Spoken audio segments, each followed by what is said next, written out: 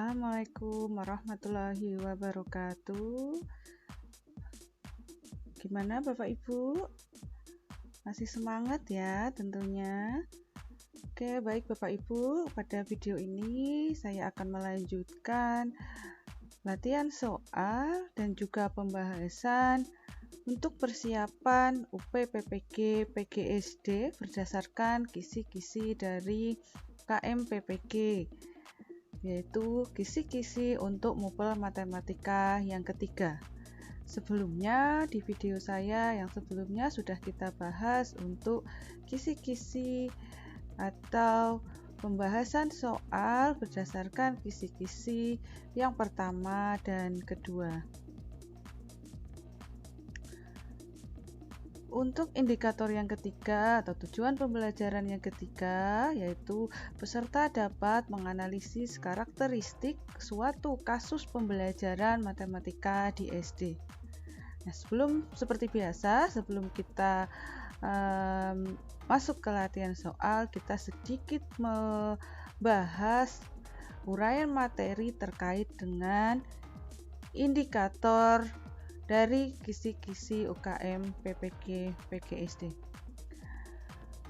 Untuk kasus pembelajaran matematika SD, ini sedikit kita bahas terkait dengan teori pembelajaran matematika di SD, yaitu teori Brunner yang dikenal dengan 3 langkah pembelajaran, yaitu N aktif menggunakan benda konkret, ikonik menggunakan gambar atau bersifat semi konkret, dan langkah yang terakhir yaitu simbolik bersifat abstrak atau menggunakan simbol-simbol. Ketiga tahap ini merupakan tahapan yang berurutan. Jadi pembelajaran matematika di SD itu dilakukan dengan 3 tahap, yaitu menggunakan benda konkret atau disebut pembelajaran N aktif, kemudian menggunakan gambar yaitu ikonik, dan yang terakhir baru menggunakan simbolik. Kemudian pembelajaran berdasarkan teori Van Til itu ada 5 fase: fase informasi, orientasi, eksplisitasi, fase orientasi bebas, dan integrasi. Itu sedikit materi yang kita ingat kembali. Lebih lengkap lagi Bapak Ibu bisa membuka modul PPG, yaitu modul pembelajaran matematika atau pedagogik matematika.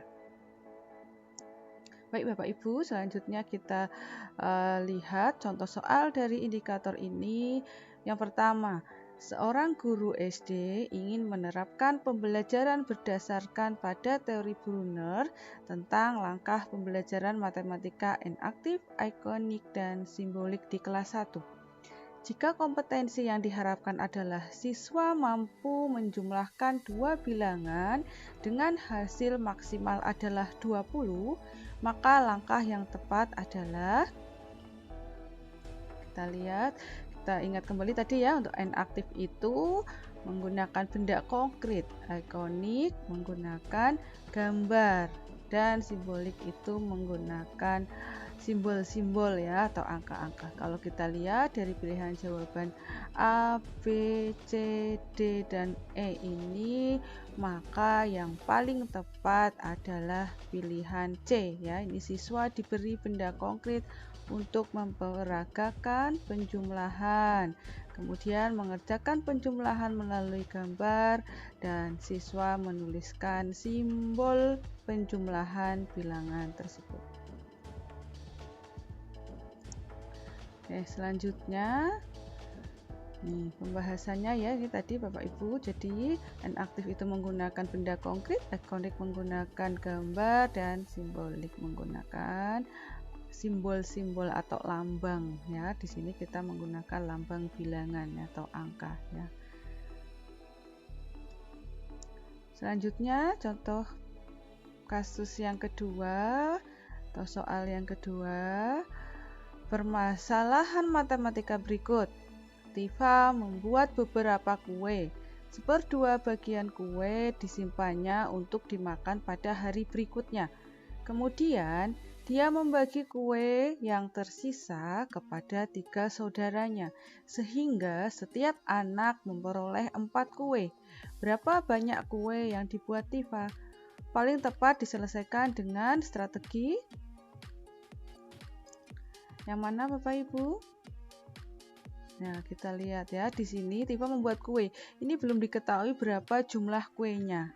Ya, yang diketahui adalah setelah dibagi kepada 3 saudaranya. Maka paling tepat permasalahan ini diselesaikan dengan bekerja mundur ya Bapak Ibu, karena kita belum tahu jumlah kuenya. Ya, ini pembahasannya Bapak Ibu.